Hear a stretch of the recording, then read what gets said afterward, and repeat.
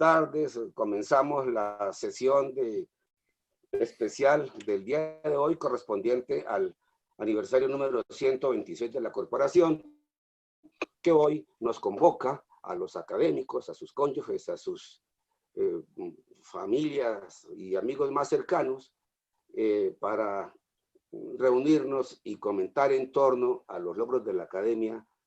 a lo largo de estos 126 años en torno a nuestras personas más cercanas y más queridas. Felicitaciones a cada uno de ustedes por cuenta de este aniversario y por supuesto a la corporación en su conjunto y en pleno por la misma razón. Yo le voy a dar la palabra de entrada a la sesión de hoy al doctor Juan Rafael Bravo, quien en su condición de vicepresidente de la corporación va a instalar la sesión de hoy y luego de su intervención hará uso de la palabra la doctora Sandra Morelli, quien seguirá manejando la sesión hasta el final cuando haga uso de la palabra el doctor Saúl Monte en su condición de segundo vicepresidente de la corporación. Presidente de la academia, señor vicepresidente Augusto Monte, señoras y señores miembros de la Academia Colombiana de Jurisprudencia, señoras y señores, al conmemorar un año más de la fundación de la Academia Colombiana de Jurisprudencia, es importante recordar que su objeto principal consiste en defender la vigencia del Estado de Derecho en la sociedad colombiana. A lo largo de su historia, la Academia ha propiciado los estudios sobre el derecho en sus diferentes ramas y sus miembros han contribuido con sus luces y acciones al fortalecimiento de la vigencia del Estado de Derecho en Colombia. Al cumplir los 126 años de existencia de la Academia, sus directivas han considerado muy importante rememorar las actuaciones de algunos de los académicos en la configuración de las normas constitucionales a lo largo del siglo XX. Cabe destacar, en primer término, que dos de los académicos más destacados, los doctores Juan Carlos Esguerra Portocarrero y Hernando Herrera Vergara, fueron miembros de la Asamblea Nacional Constituyente de 1991 y que sus brillantes intervenciones contribuyeron eficazmente a la configuración del articulado de la Carta Fundamental que ha regulado la vida institucional de Colombia en los últimos 30 años. Los académicos de número, doctores Esguerra y Herrera, nos ilustrarán sobre la configuración de la Constitución que actualmente nos rige. También es importante recordar que a comienzos del siglo XX, en el año 1910, se hizo una reforma a la Constitución de 1886, en la cual se consagró la acción de inexequibilidad mediante el acto legislativo número 3, respecto del cual el académico doctor Nicolás Esguerra, abuelo del ya mencionado doctor Esguerra Portocarrero, tuvo una actuación determinante. Cabe observar que la institución de la acción de inconstitucionalidad fue un aporte muy importante de los jurisconsultos colombianos al derecho constitucional universal. No puede olvidarse que a lo largo del siglo XX, algunos miembros de la Academia, que también fueron presidentes de la República, participaron activamente en la formación y aplicación de las normas constitucionales. Fueron ellos los doctores Miguel Abadía Méndez, Darío Echandía, Carlos Lleras Restrepo, Alfonso López Miquelsen y Belisario Betancur Cuartas. Para la academia es muy honroso recibir la noticia comunicada por el doctor Marco Tulio Calderón, rector de la Universidad de Gran Colombia, en el sentido de que las directivas de la universidad, a propuesta del académico doctor Horacio Gómez Aristizábal, profesor emérito de tal centro educativo,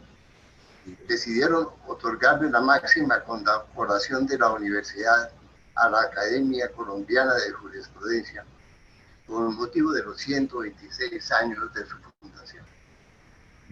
Antes de finalizar, me permito destacar un acontecimiento que honra especialmente a nuestra academia, consistente en que el libro editado el año pasado por Villegas Editores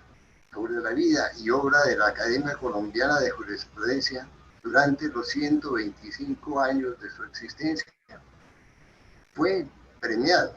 con el primer puesto en la categoría de libro de lectura imprescindible, Most Unique Finding for a Book, en el concurso llamado Premiación Internacional del Libro Latino, International Latino Book Awards. Tal distinción internacional constituye un reconocimiento muy honroso para el anterior presidente de nuestra academia, doctor Fernando Sarmiento Cifuentes, quien ideó y dirigió la publicación de ese libro. Con el objeto de rememorar las actuaciones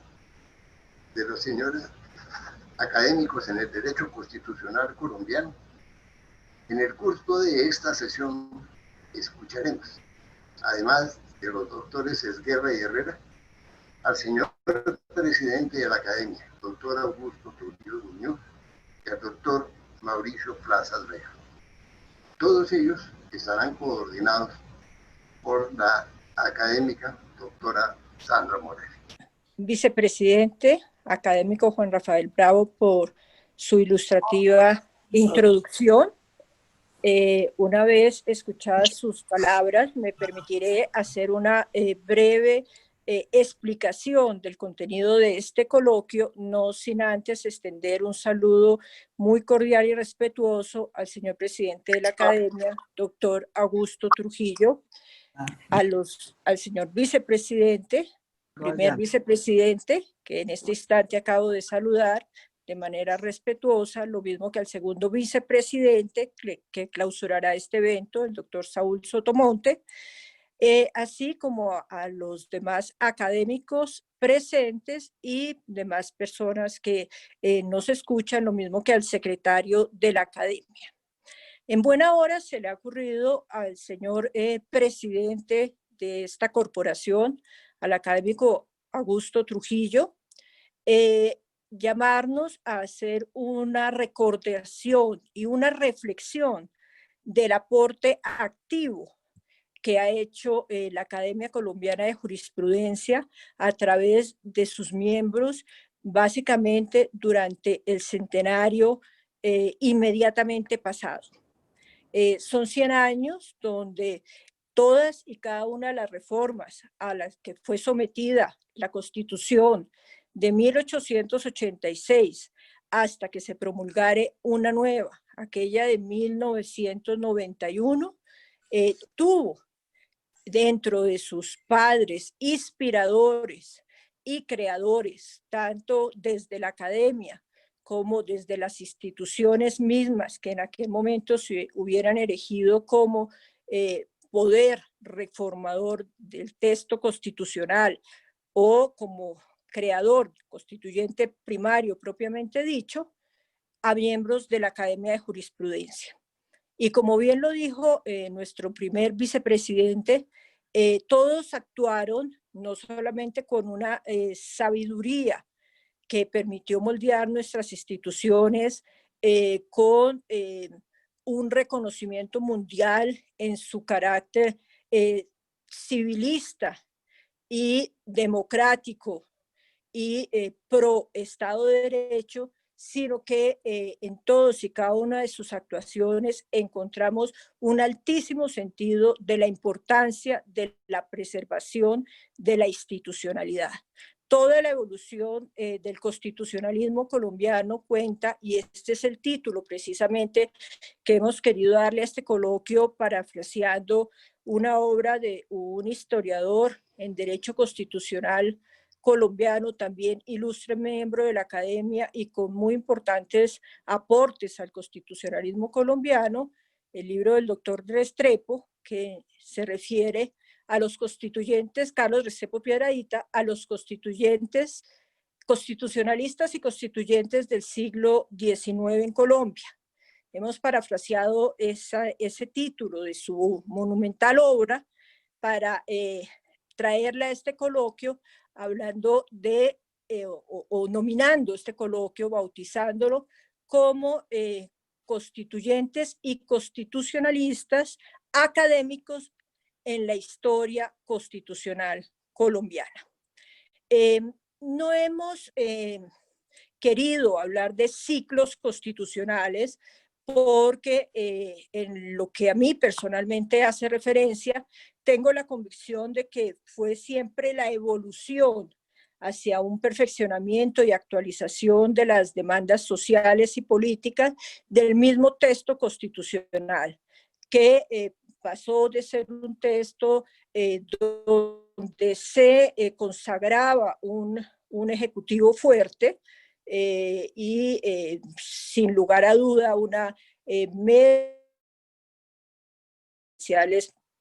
muy prolongados en el tiempo y otras características, a una inmediata reforma, que es a la que se va a referir el doctor Juan Carlos Esguerra, que fue la de 1910, que sentó unas bases democráticas electorales definitivamente muy importantes para el futuro devenir de nuestras instituciones y que constituye hoy en día una de sus leyes estructurales o fundantes de todo el constitucionalismo y que básicamente se ha ido ensanchando y perfeccionando y complementando, pero que sigue siendo la columna vertebral de nuestra democracia representativa.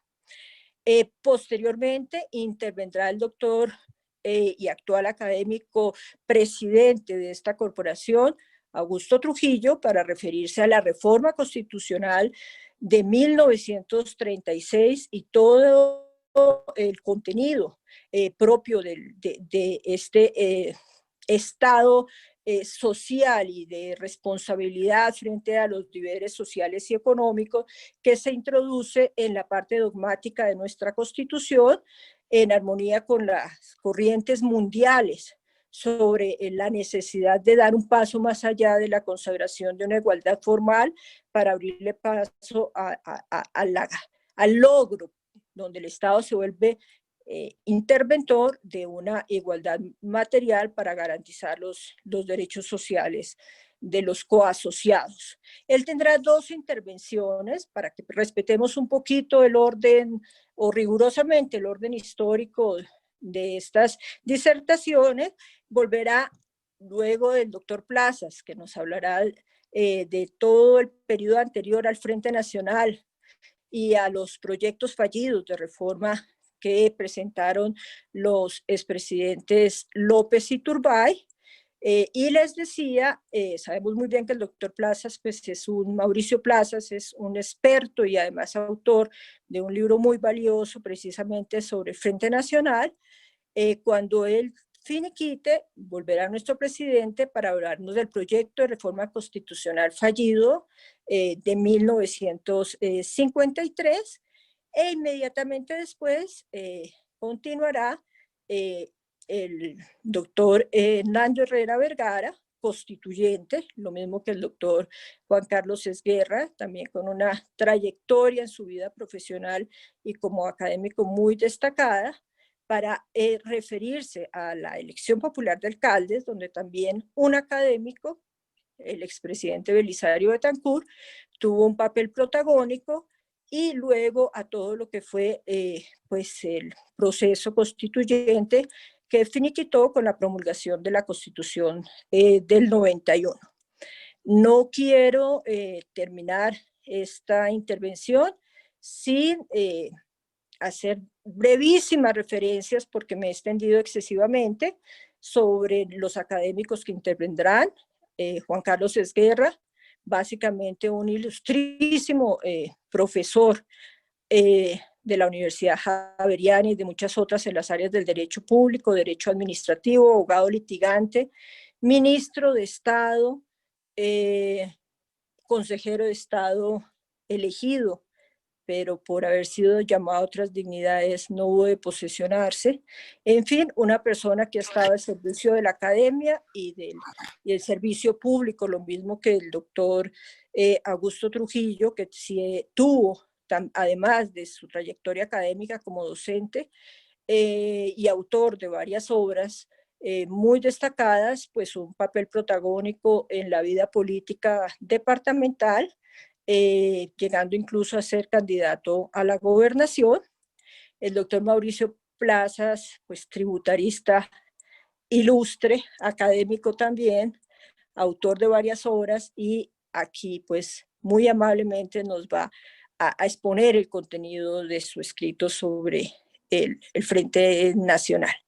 Y el doctor Hernando Herrera, como ya lo dije, un abogado en las áreas de derecho administrativo muy reconocido, que además fue ni más ni menos que magistrado de la Corte, de la primera Corte Constitucional, luego también de haber sido constituyente junto con el doctor Juan Carlos Esguerra. Entonces, sin más prolegómenos, académico Esguerra, le doy la palabra. Todos y cada uno tendrán como máximo 15 minutos. Me excuso con todos los que están escuchándonos por este medio y principalmente con los que van a intervenir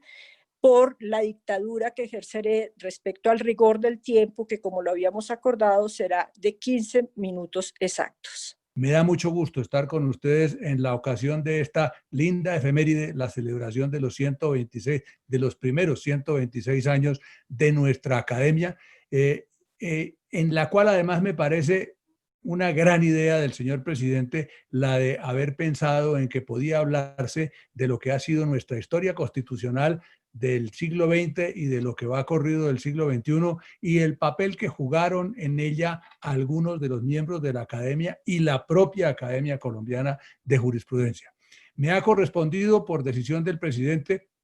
que ha aceptado encantado hacer referencia a la reforma constitucional de 1910 y a lo que ella significó. Creo que es importante comenzar por decir que la reforma constitucional de 1910 fue mucho más que simplemente una reforma constitucional como se pensaría en un principio. Fue la culminación y la expresión de uno de los más lindos y de los más importantes momentos constituyentes que haya vivido la República de Colombia. Fue además un momento culminante en nuestra historia en el que se dio realmente, literalmente, y ojalá el ejemplo se traslade a los tiempos que estamos viviendo, ojalá,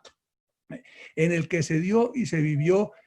literalmente aquella preciosa frase tan conocida entre nosotros de la patria por encima de los partidos. Eso fue la reforma constitucional de 1910, eso fue el momento constitucional de 1910. Veníamos de una pugnacidad marcadísima entre liberales y conservadores que había conducido a muchísimas guerras civiles a lo largo del siglo XIX, a varias de nuestras 9 constituciones nacionales que se sucedieron las unas a las otras, todas ellas en general constituciones mejores o menos buenas, pero hegemónicas, todas ellas obras de unos cuerpos constituyentes que eran no menos hegemónicos, conformados por quienes habían obtenido el triunfo militar o el triunfo político inmediatamente anterior y por consiguiente se sentían autorizados para hacer una constitución a su imagen y semejanza y para imponérsela a los vencidos de buena manera, de regular manera o de mala manera. La Constitución de 1886, la más longeva de nuestra historia, una buena constitución, tenía sin embargo algunos inconvenientes gruesísimos. El primero de ellos, el Partido Liberal se había negado rotundamente a aceptarla como su constitución porque consideraba que tenía, entre otras cosas, una serie de características que la hacían inaceptable. Y por consiguiente seguía habiendo en torno del tema constitucional y de cuál era nuestra constitución una discusión que además condujo ni más ni menos que a 2 guerras civiles, la guerra civil de 1895 y la guerra civil de los 1000 días, ambas ganadas por el partido de gobierno y por el gobierno de partido, pero que en todo caso marcaron momentos muy cruentos de nuestra historia. Y allí es en donde surgen una serie de circunstancias, de elementos, de actores que vale la pena mencionar. La primera, la Academia Colombiana de Jurisprudencia, que se funda precisamente hace 126 años en aquella época y en donde se reúnen entonces liberales y conservadores, juristas enamorados del derecho, del Estado de Derecho, que tenían la aspiración de discutir los temas jurídicos, de hacer de ellos debates y de poner en aplicación el viejo adagio griego de que la verdad nace del diálogo y a base del diálogo, del estudio, del análisis y de la investigación, hacer derecho para Colombia. Allí coincidieron varios de quienes fueron protagonistas de aquella época, protagonistas que conformaron lo que se llamó la Unión Republicana, una especie, no propiamente de partido político, no fue propiamente un partido político, pero un movimiento político que además surge un tiempito más adelante, que convoca a algunos de estos académicos de jurisprudencia y los convoca esta vez con el propósito de oponerse, como se opusieron rotundamente a la dictadura de Reyes, que les parecía todavía más complicada que la Constitución de 1886, con todos los inconvenientes que le encontraban a esa Constitución. Bien, la Unión Republicana logra al fin el primer triunfo, que consiste en conseguir, mediante un movimiento nacional que se desata el 13 de marzo de 1909, el final del gobierno del presidente Reyes, y con ese final del gobierno, el final de aquellas reformas constitucionales peores que la propia Constitución de 1886 que se habían introducido en ese tiempo y cuyo propósito en lo central consistía en ver cómo se lograba casi que eternizar el gobierno del presidente Reyes, que consideraba, porque así se lo hacían ver y saber y sentir quienes lo rodeaban, que era la persona que había nacido para salvar los destinos de la patria. El Partido Liberal se oponía, entre otras razones, a la Constitución del 86, fundamentalmente en torno, ya no tanto del centralismo que ella implantó en reemplazo del viejo federalismo radical de la Constitución de 1863, no tanto en función del tema de las relaciones entre la Iglesia y el Estado, que el propio Partido Liberal estaba dispuesto a aceptar, como aceptó, con algunas modificaciones que debían introducirse, liberalizando, como se dijo en aquella época, liberalizando el concordato con la Iglesia Católica. Lo que quería era conseguirse un triunfo contra una serie de disposiciones que se consideraban absolutamente inadmisibles porque eran absolutamente antidemocráticas y por lo mismo absolutamente antijurídicas. Por ejemplo, el tristemente célebre artículo transitorio K de la Constitución del 86, que había establecido que, si bien el artículo 42 consagraba la libertad de prensa, el artículo transitorio K decía que mientras no se expidiera la ley de prensa, el gobierno podría prevenir y reprimir los asuntos de la prensa, es decir, no habría libertad de prensa, como ciertamente no la hubo durante tanto tiempo, y lo cual generó tantas consecuencias desafortunadas conocidas en términos de destierros, en términos de cierres de órganos periodísticos, etcétera, etcétera. Y lo otro, una disposición contenida en el artículo 6º de la ley 153 del 87, que no formó parte de la Constitución, pero como si hubiera formado parte de la Constitución, porque fue hecha a renglón seguido de la misma por los mismos constituyentes del 86 que pasaron a convertirse en legisladores, y en esa condición, es decir, cambiando la camiseta de constituyentes por la camiseta de legisladores, dictaron una disposición que establecía, borrando de un tajo la idea de la supremacía constitucional, establecía que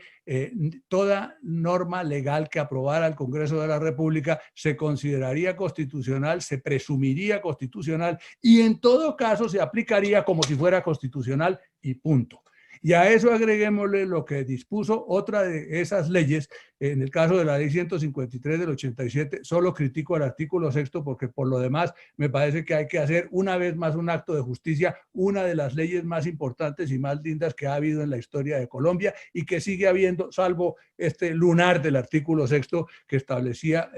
la constitucionalidad de todas las leyes. Y luego la disposición de la tristemente célebre también ley llamada de los caballos, que le daba al presidente de la República la facultad de manejar el orden público a punto tal que él podía, igual que en el caso de la prensa, prevenir y reprimir cualquier abuso en que incurriera alguien contra el Estado de Derecho a juicio del presidente de la República y por consiguiente ser juzgado por el presidente de la República, que se arrogaba entonces competencias de carácter jurisdiccional y a quien podía entonces aplicársele como pena, a quien considerara el presidente de la República que había sido contrario a sus obligaciones, le podía aplicar penas tales como multas, prisión, destierro, etcétera, etcétera, etcétera. Contra todo eso, gente de la academia que luego pasó a formar parte de la Unión Republicana y que luego fue seguida de quienes nacieron un tantico más adelante, pero que conformaron lo que se llamó la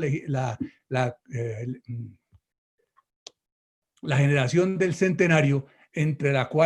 cual pueden destacarse una serie de nombres. Menciono simplemente uno, el primero que se me viene a la cabeza, el del doctor Eduardo Santos. Todos ellos quisieron darle una figura a los cambios que había que introducirle a la Constitución y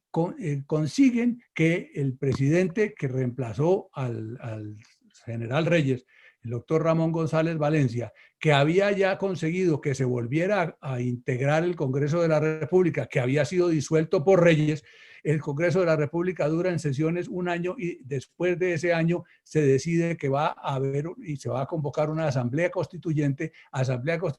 que estará conformada por unos colombianos que representen a las distintas municipalidades y que introduzcan los cambios que la Constitución estaba requiriendo y que en general los colombianos pensaban que debían darse. Esa asamblea constituyente tiene además el enorme mérito de que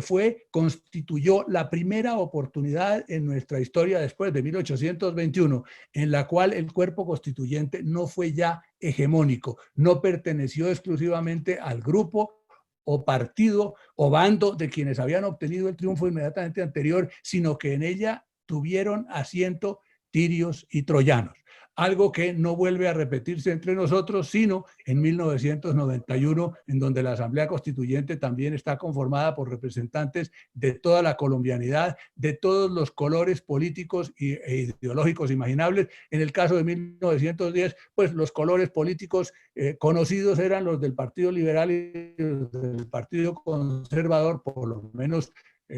quienes se habían opuesto al general Reyes, y se reúnen en esa asamblea, y esa asamblea tiene además otro mérito que no vuelve a repetirse sino en 1991, y es el de que consigue que las reformas que se introducen a la Constitución de 1886 sean reformas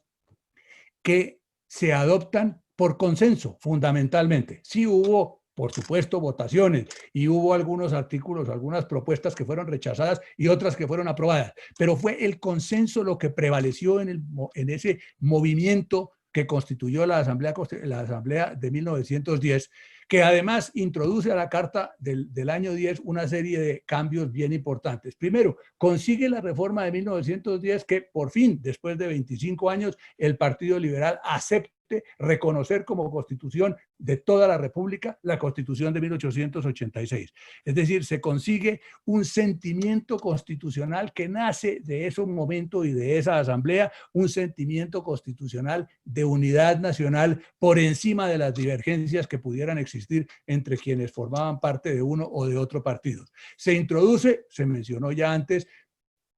y se adopta el control de constitucionalidad por la vía de la acción pública, único caso que existe en el mundo de una acción que en manos de cualquier ciudadano puede conseguir que una ley aprobada por el Congreso de la República sea invalidada por un cuerpo jurisdiccional, porque hay otros casos en los cuales se conseguían cosas semejantes, por ejemplo el Judicial Review norteamericano, pero allí lo que hay es una no aplicación del texto legal a un caso determinado, pero no una invalidación de esa disposición legal. Y luego el planteamiento que suele reconocérsele a Kelsen por haber introducido en la Constitución austríaca de 1920 algo parecido a nuestra acción de inconstitucionalidad y los autores europeos todos le reconocen entonces la primacía en esa materia sin caer en la cuenta de un argumento que es incontrovertible y es el de que 1910 fue antes que 1920 y por consiguiente fue antes nuestra acción de inconstitucionalidad que los otros. Se introducen cambios en cuanto al presidente de la República. Ya estoy viendo la cara, creo que se me debió acabar el tiempo, doctora Sandra. Le quedan ¿cierto? 2 minutos para hablar de académicos constituyentes. Muy bien. De académicos constituyentes, lo que pasa es que ya se mencionó por algunos de ustedes quien fue pues uno de los fundadores de la academia y su primer presidente, mi pariente, el doctor Nicolás Esguerra, que fue parte de la Unión Republicana, que fue fundador de la academia y que además como miembro de la academia que fue, planteó en ella algunas, sembró en ella algunas de las ideas que luego desembocar, aparte del tema del control de constitucionalidad. Mírese cómo el primer artículo publicado por un académico, que fue uno que se llamó La coexistencia de los partidos en el gobierno, es un antecedente de lo que fue luego la Unión Republicana, un antecedente de lo que fue luego, por supuesto, el Frente Nacional y de otros momentos en nuestra historia que, repito, ojalá su espíritu sirva para trasladarlo a los tiempos presentes en los cuales vuelve a verse la intolerancia en materia política, vuelve a verse el radicalismo en materia política que resultan absolutamente inaceptables para que, y termino por donde empecé, para que volvamos a vivir plenamente otro de aquellos momentos en los cuales la patria prevalezca sobre los partidos. Muchas gracias.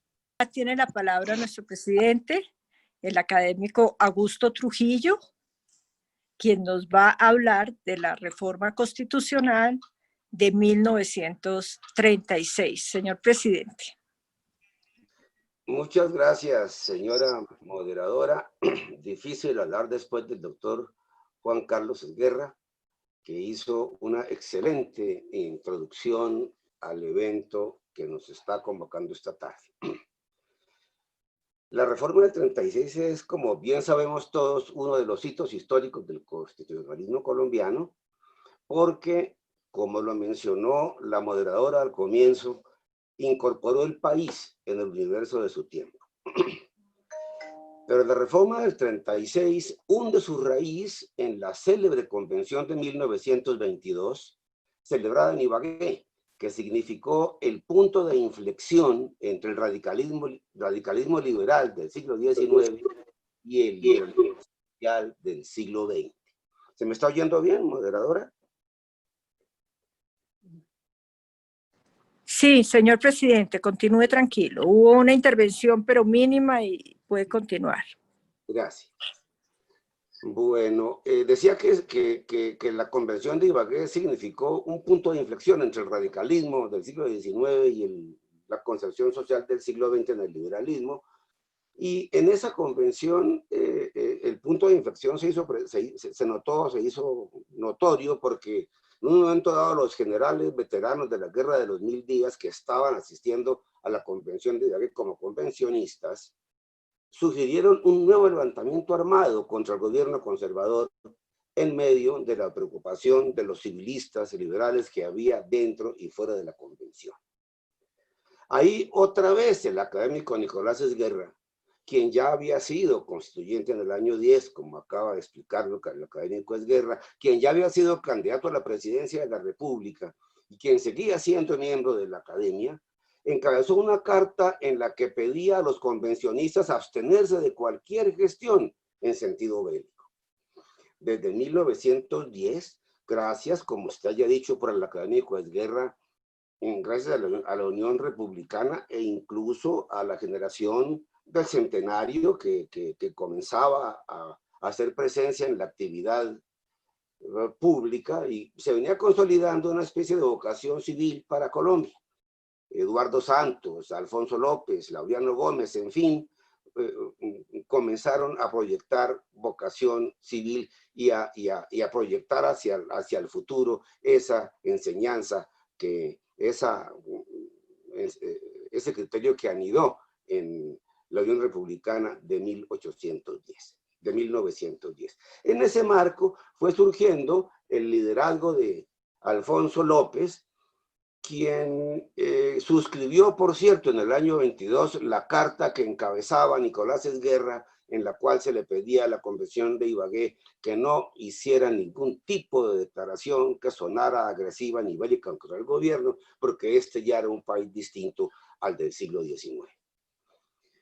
López se rodeó de jóvenes juristas porque tuvo que enfrentarse a viejos generales de la República, hijos de las guerras del siglo XIX y específicamente de la guerra de los 1000 días. Por eso decidió rodearse de gente más joven que él, que eran juristas, casi todos oriundos de su propia tierra, de la tierra de López, quien había nacido en Honda, y con ese equipo de juristas jóvenes se preparó para construir lo que se llamó la República Liberal. El constitucionalista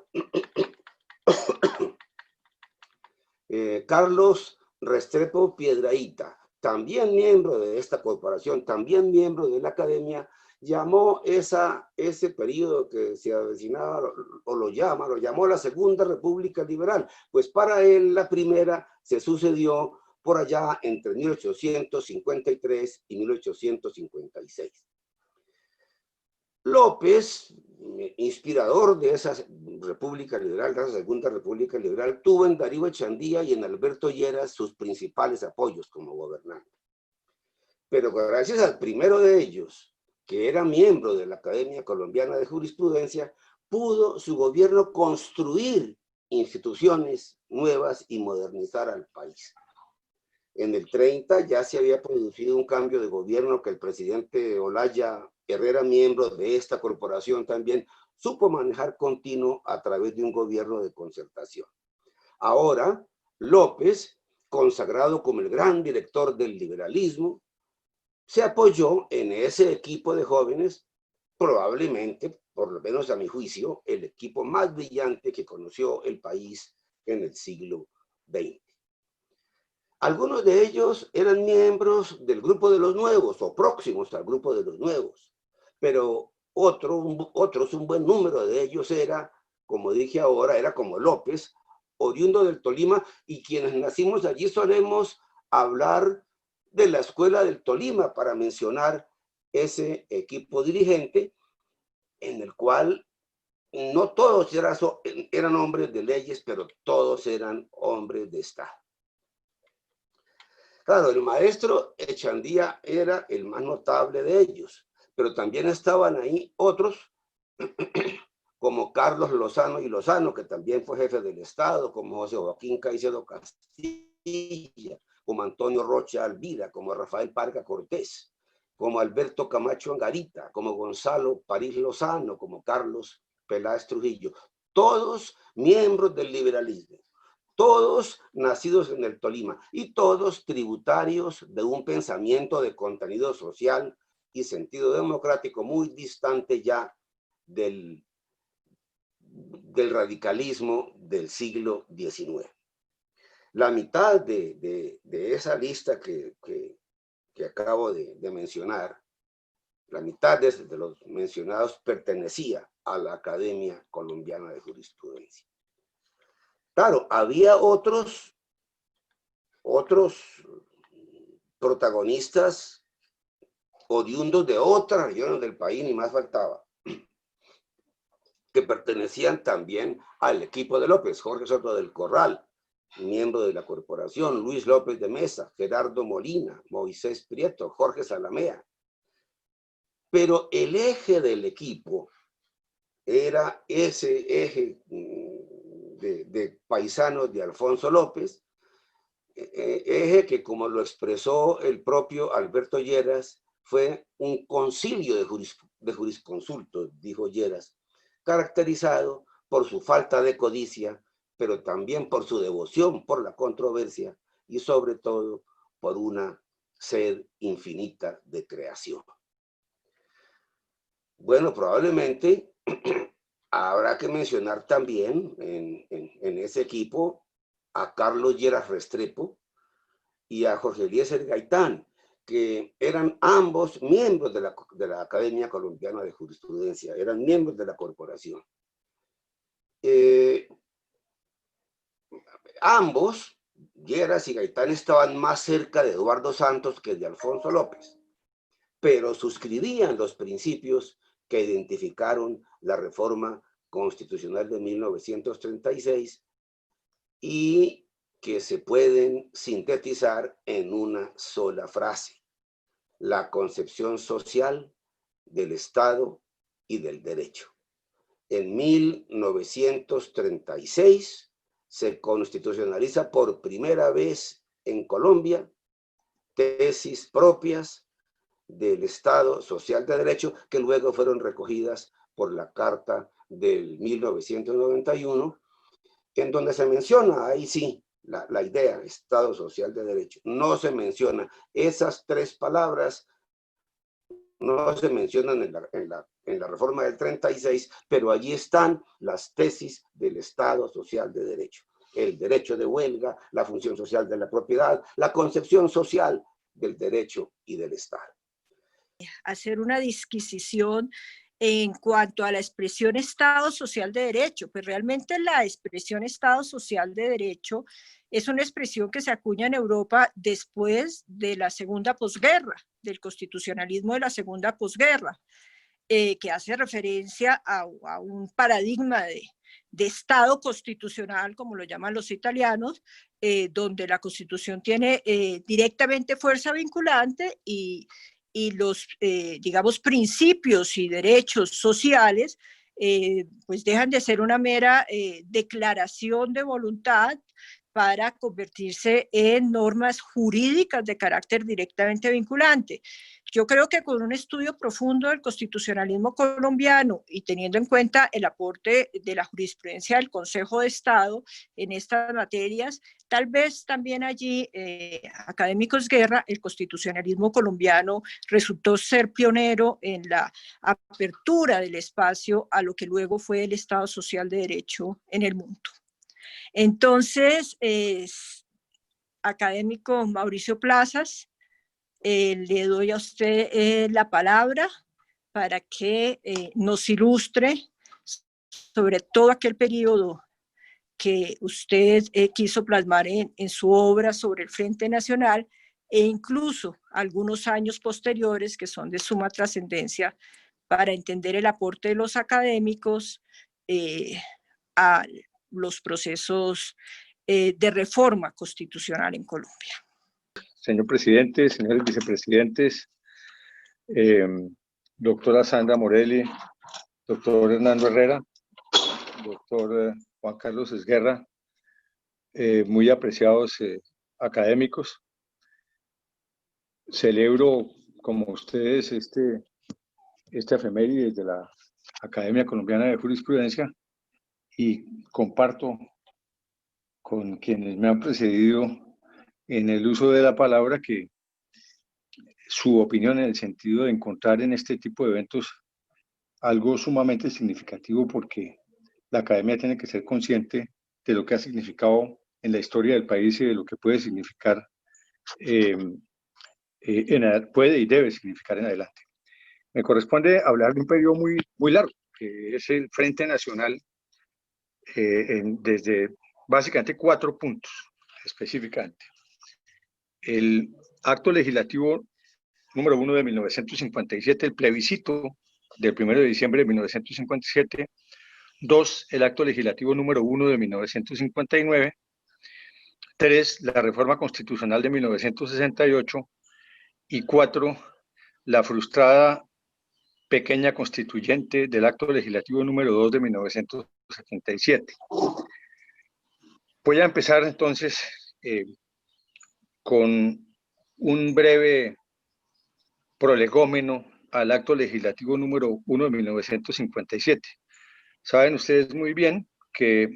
Colombia estaba a manos de la Junta Militar de Gobierno,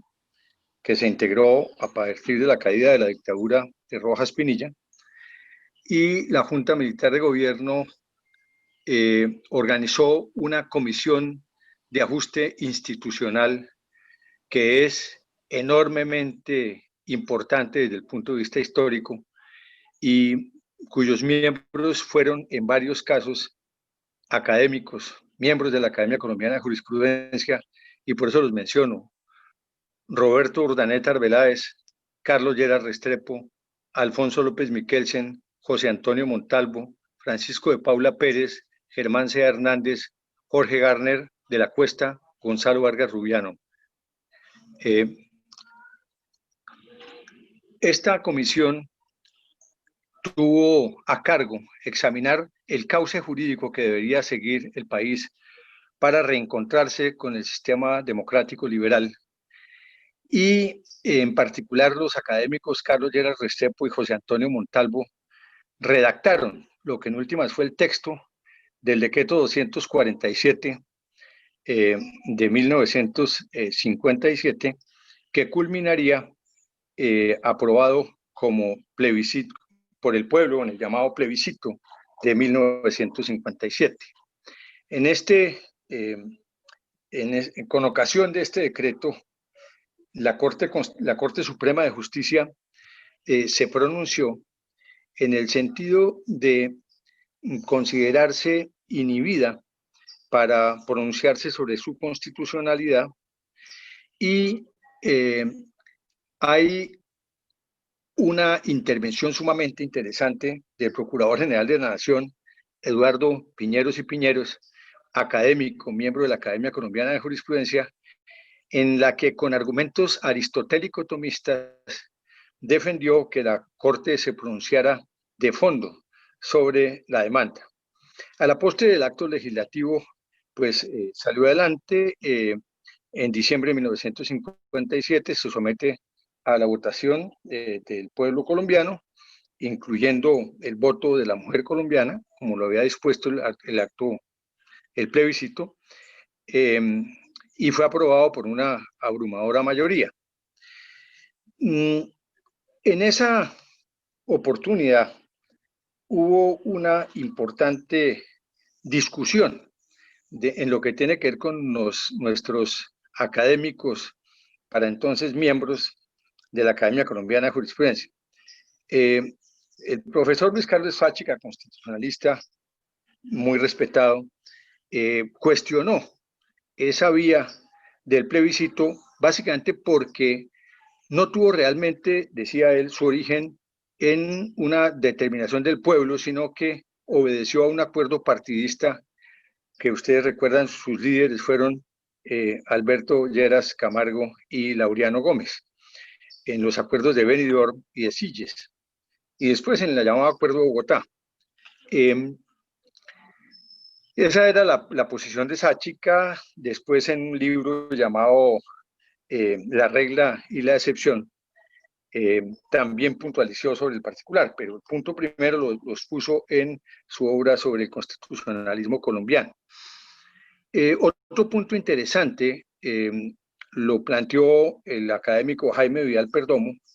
al precisar, como yo estoy de acuerdo absolutamente con eso, que realmente el llamado plebiscito de 1957 no fue un plebiscito, sino un referendo, porque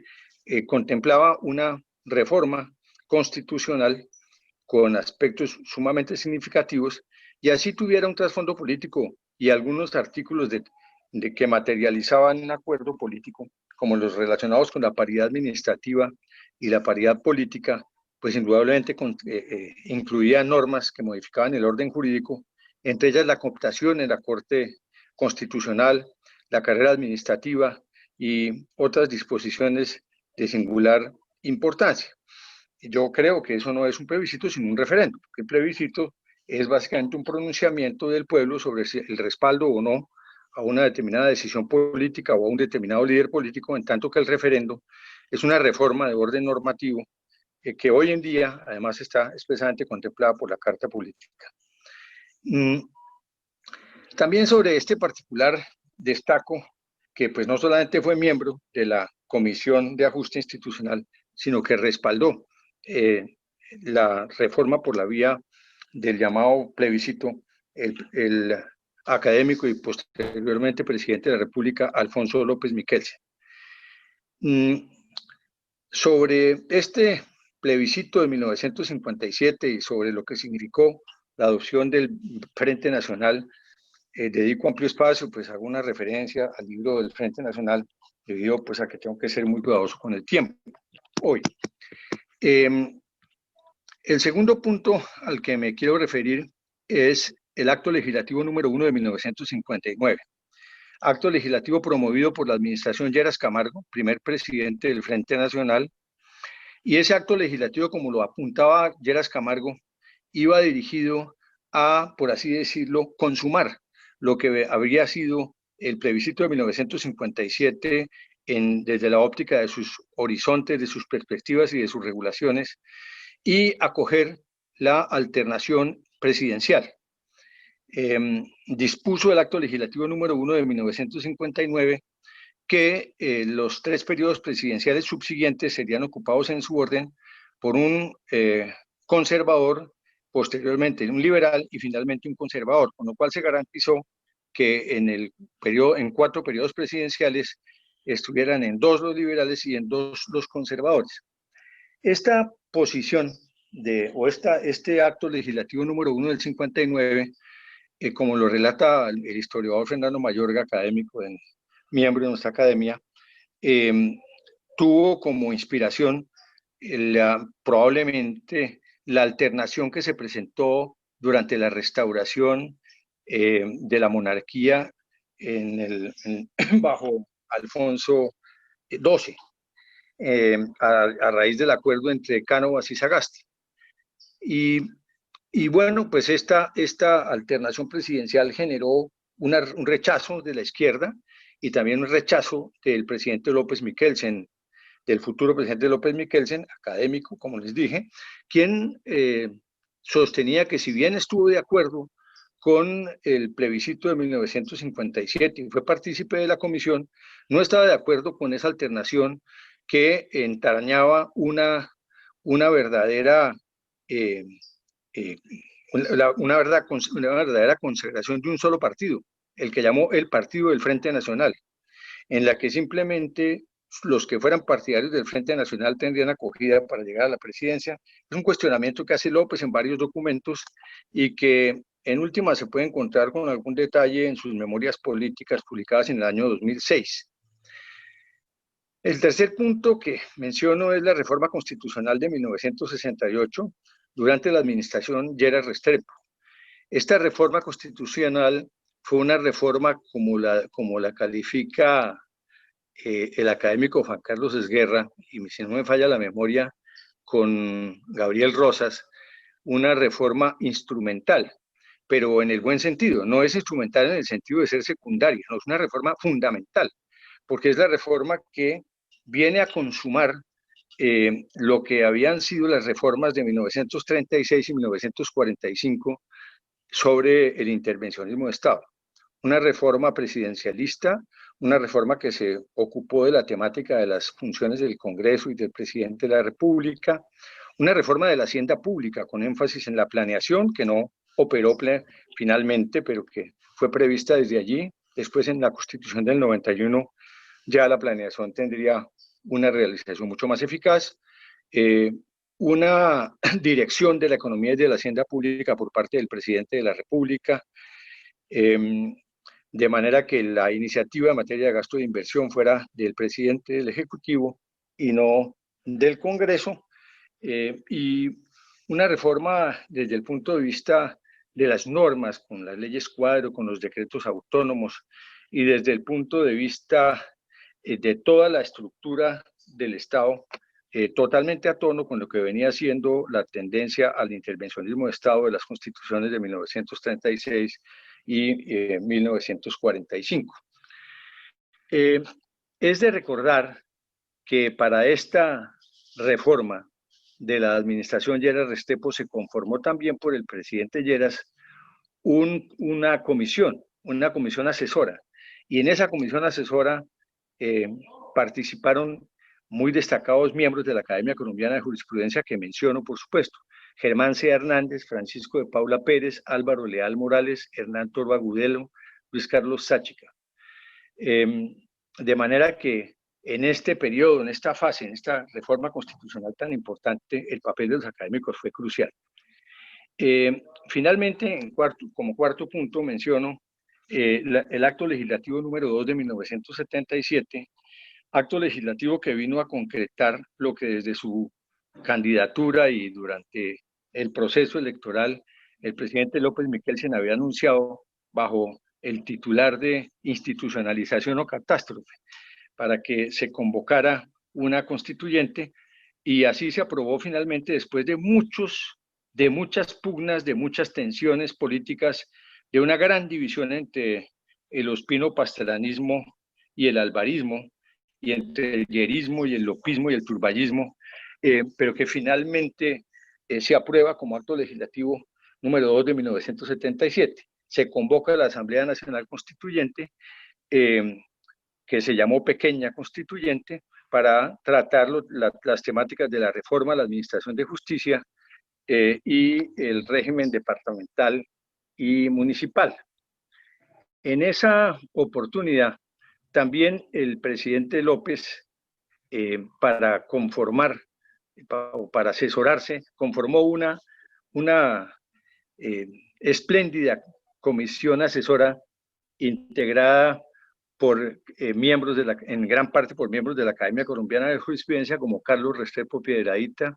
Carlos Holguín Holguín, Jorge Enrique Gutiérrez Anzola, Rodrigo Noguera Laborde, César Gómez Estrada, Carlos, y todos ellos liderados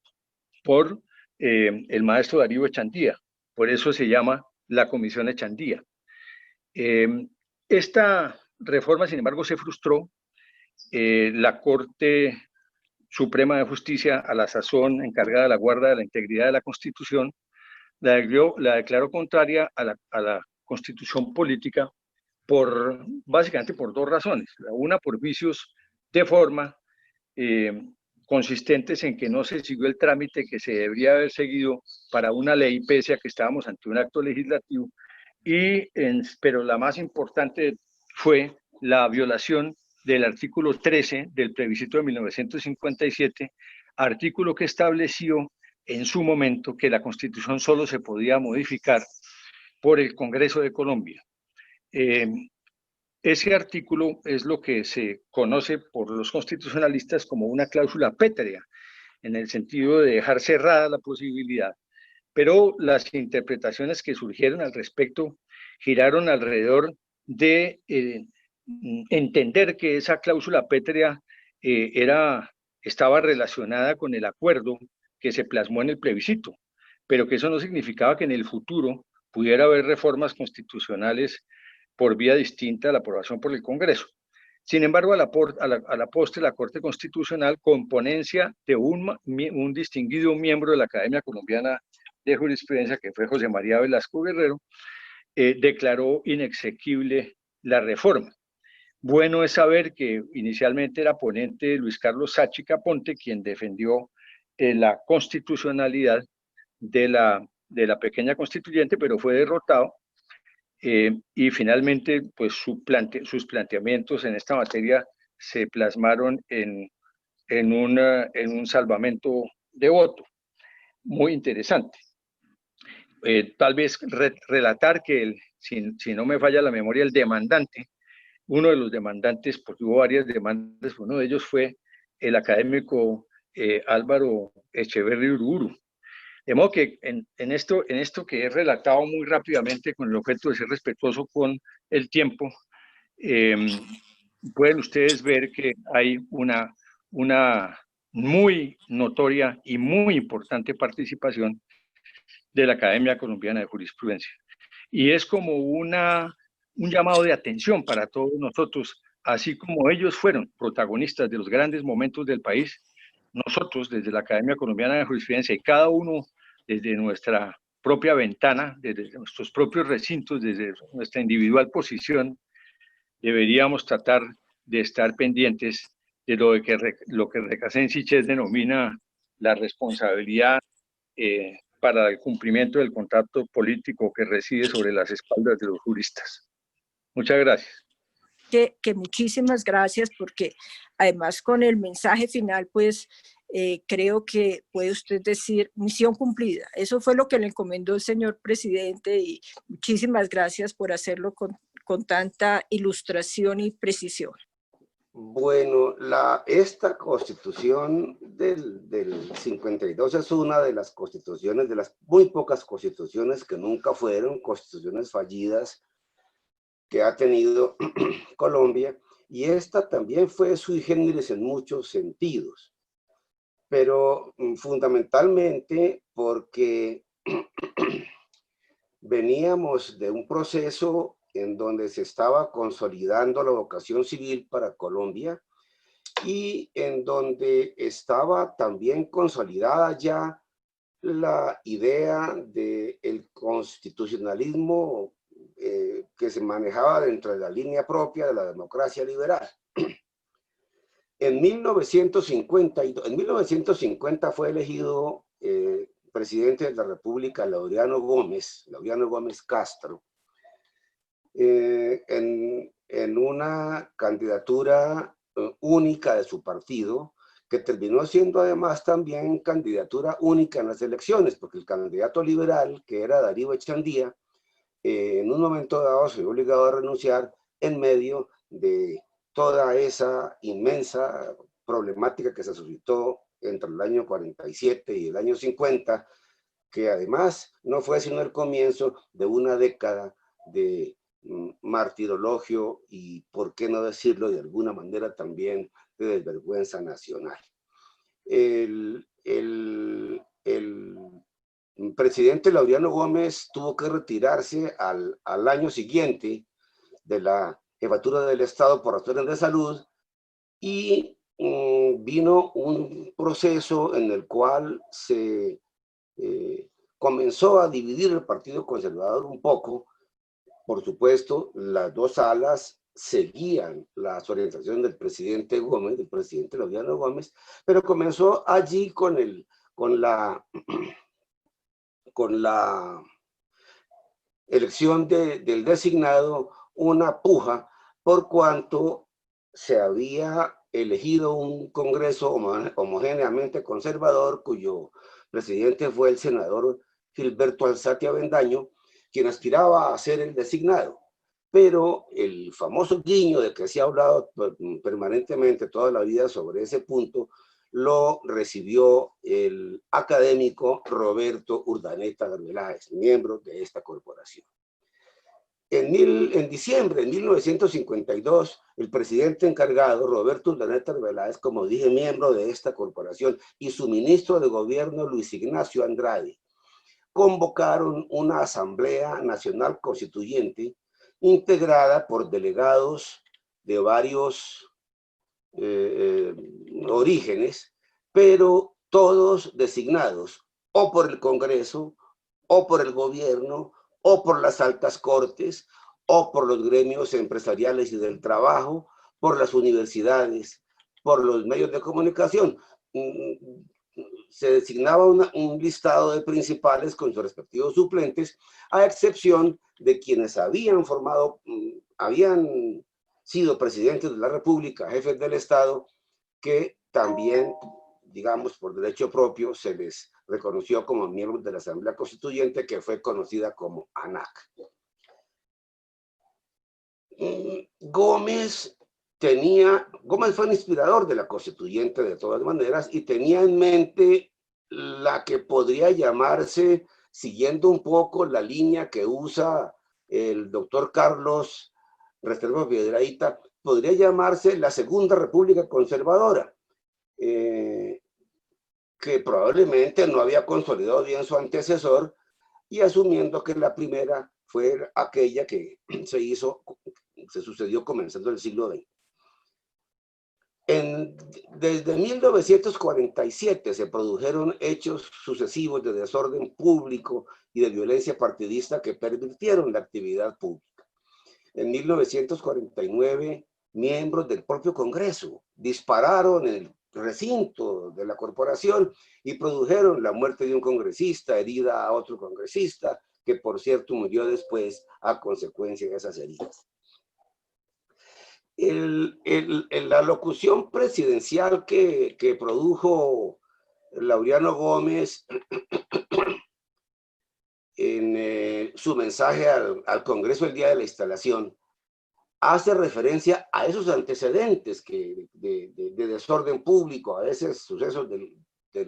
del Congreso Nacional, y los señala como organizados para provocar la subversión. Y pues sugiere o expresa que es indispensable una reforma constitucional que restablezca la autoridad perdida y garantice el regreso al funcionamiento de unas jerarquías en el Estado y unas potestades jerárquicas también en el gobierno. Para el presidente Gómez, la estructura jurídica del país, afianzada por lo que él llamó la sabiduría magistral, algo así, del señor Caro, contenida en la carta inicial de 1886, la del artículo K, de que hablaba el académico Esguerra hace un momento, se había desnaturalizado. Era preciso recuperarla casi a cualquier precio para evitar que la contienda fratricida, decía el presidente Gómez, que se quiso provocar desde el Parlamento para impedir la evolución política que su gobierno estaba demandando, tuviera resultados, pues tuviera éxito. El presidente también afirmó estar advertido de que la sola sujeción a las normas escritas no significaba mucho frente a la solemnidad que suponía el obedecimiento estricto a las normas morales. Semejante afirmación pone en evidencia la desconfianza de Gómez en la ley positiva y formula una ruptura con los esquemas de la democracia liberal que habían sido una constante en la historia republicana de Colombia. Sin embargo, vale precisar que en los tiempos de opositor, cuando los grandes jefes de los dos partidos eran en el liberal Alfonso López y en el conservador el mismo Gómez, pues apelaba permanentemente a la defensa de la ley positiva para tratar de evitar las reformas en que se había comprometido el gobierno al cual se oponía. En fin, en ese marco, el gobierno de Gómez de Urdaneta designó una comisión de estudios también, se llamó Comisión de Estudios Constitucionales, para acometer la reforma de la Constitución y pues, recuperar el principio de autoridad supuestamente desvirtuado por las reformas anteriores. El Congreso, ahora presidido por José María Villarreal, hizo también lo propio y designaron las siguientes personas. Designaron a Carlos Arango Vélez, Evaristo Zurdiz, Antonio Rocha, Alfredo Araujo Grau y Alfonso López Miquelsen como principales. Los suplentes fueron Arcesio Londoño Palacio, Abel Naranjo Villegas, José Umaña Bernal, Luis Caro Escayón y Jorge Hernán Latorre.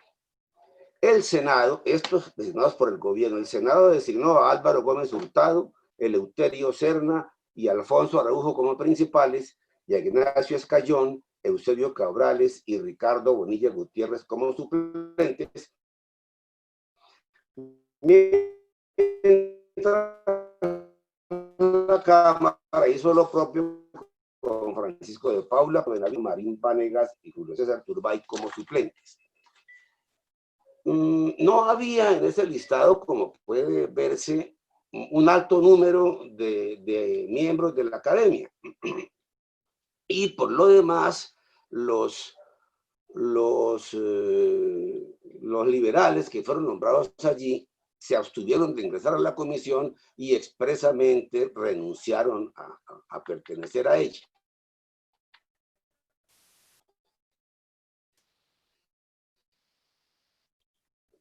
Por lo tanto, solamente quedaron Serna y Francisco de Paula Pérez como miembros de la academia en esta corporación Y debo decir que a pesar, esos tres juristas, bueno, no solamente ellos tres, pero en general los juristas todos, pero específicamente ellos tres, que eran académicos, a pesar de las altas presiones políticas provenientes del gobierno, privilegiaron su condición de juristas sobre su condición de delegados del gobierno para un propósito específico. El ministro del gobierno instaló la comisión y la comisión eligió como presidente al jurista Francisco de Pablo Pérez, quien, como está dicho, era miembro de esta academia. La comisión comenzó por debatir modificaciones al artículo 30 de la Constitución que consagraba la función social de la propiedad y por estudiar propuestas sobre censura de prensa y sobre derechos civiles y garantías sociales, en cuyo capítulo se querían introducir unos artículos que tenían a hondo contenido religioso. El sentido autoritario del proyecto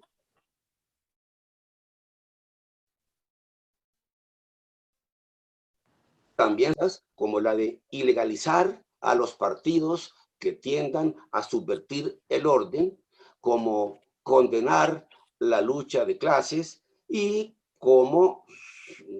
sugerir o subordinar la ley positiva a la ley moral.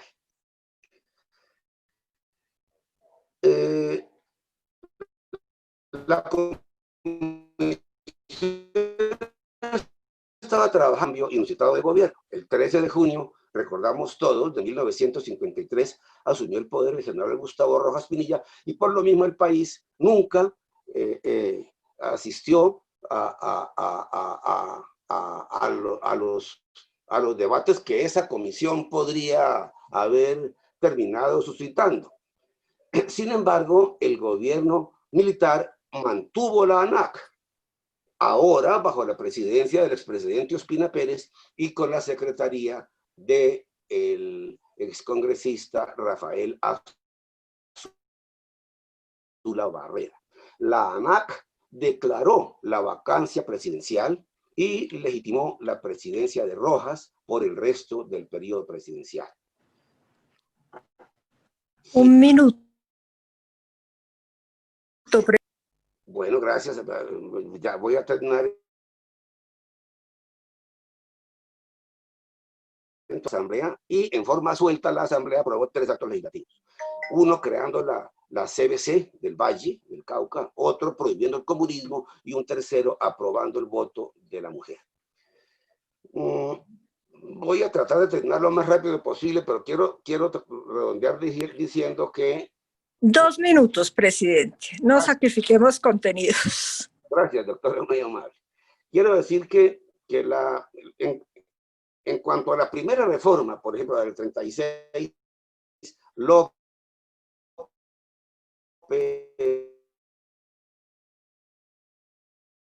Santos se hicieron en función de una concepción social del derecho.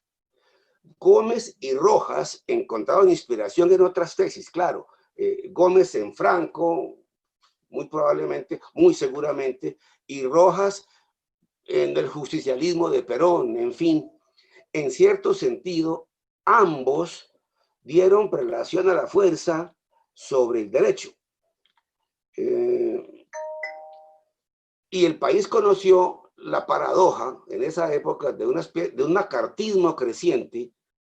que sin embargo estimulaba la responsabilidad social de las empresas. Lo menciono porque hoy, a parecer de muchos, entre ellos a mi parecer, el macartismo estaría de regreso, pero sin ese contenido de las consideraciones sociales que atemperan los mensajes de odio. Curiosamente, amables amigos, unos y otros, los de la primera reforma y los de esta segunda, coincidían en una cosa que quiero resaltar para terminar. Unos y otros coincidían en algo que por lo menos a mi juicio tiene raíces, viejas raíces hispanas. En el mensaje al Congreso, Laureano Gómez anota que la reforma que él propone necesita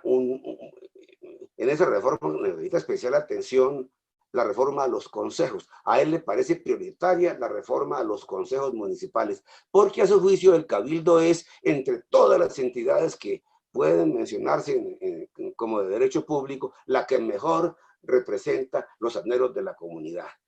O sea que Gómez se plantea como municipalista. Para Darío Echandía, una de las grandes urgencias nacionales era reorganizar la vida local para que los municipios vuelvan a ser administrados por los cabildos, que fue, dice Echandía, en otro tiempo fueron las expresiones más fieles de la actividad democrática y una tradición ilustre de la vida nacional. Entonces, probablemente, detrás de uno y otro, ahí puede haber razones distintas para defender las entidades locales, pero ambos coinciden en la importancia de la democracia local, que aún hoy, y quizás hoy más que nunca, sobre todo en países como el nuestro, que no tienen muchas claridades, que tienen más geografía que historia, que tienen más territorio que Estado, pues van a necesitar atención en ese sentido. Ojalá de algo en esta materia pudiéramos ocuparnos en estos tiempos aquí, en la Academia Colombiana de Jurisprudencia, que tanto en el pasado como hoy está integrada por los mejores juristas de Colombia.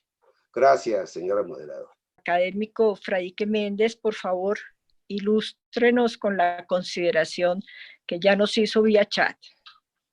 Doctora Sandra, muy buenas tardes. Académico, muy buenas tardes. Es porque en el año de 1962, yo, como muchos de ustedes, éramos estudiantes de bachillerato. Y entonces, siendo yo un relativo buen estudiante, me dieron el honor de izar la bandera como en el mes de abril. Y me pusieron a hacer el discurso de orden. Y entonces hice referencia a ese hecho histórico de que después el presidente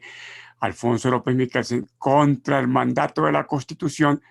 porque le correspondía la presidencia a un conservador, había inscrito su candidatura en contra, entre otras cosas, también del Consejo de Estado, pero había querido ser presidente porque decía que si él ganaba era la voluntad del pueblo y la voluntad del pueblo prevalecía sobre lo que decía la Constitución. Simplemente eso, muchísimas gracias por recordarme que esa vez me puse de gala y con la medalla correspondiente para la ocasión. Señores vicepresidentes Juan Rafael Bravo y el doctor Saúl Sotomonte, señores miembros de la directiva de la mesa de la academia, doctora Sandra Morelli, distinguidos académicos y apreciados colegas que me han precedido en el uso de la palabra. En primer lugar, quiero agradecer muy especialmente la invitación que me han formulado y que me han enaltecido con el honor de poder intervenir en la tarde de hoy, donde se conmemora los 126 años de la fundación de la Academia Colombiana de Jurisprudencia.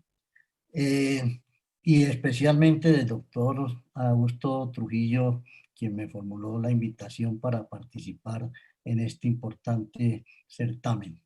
de la Academia. Yo primero que todo quisiera referirme desde luego, como se ha dicho acá,